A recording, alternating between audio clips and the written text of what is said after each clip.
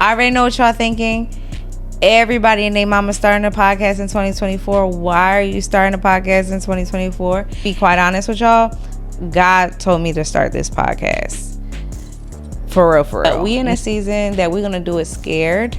We're not going to let, our insecurities, our shortcomings, our inadequacies stop us from doing the things that God has called us to do.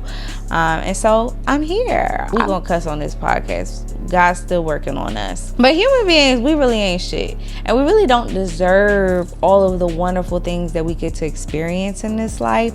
But because of God's grace, we do. So grace is responsible for all of the things that we get to experience and enjoy in this life that we don't really deserve. So the first segment of our show is called Give Them Some Grace. And so this is the segment of our show where we talk about a person of influence who's really being dragged in the media or dragged online, and see if we could give them some grace. We're all navigating through this world, and we all deserve some grace. So the next segment of the show is called Give It Some Grace. And this is the time where we talk about everyday annoyances and things that get on our nerves. Because a lot of things that get on our nerves.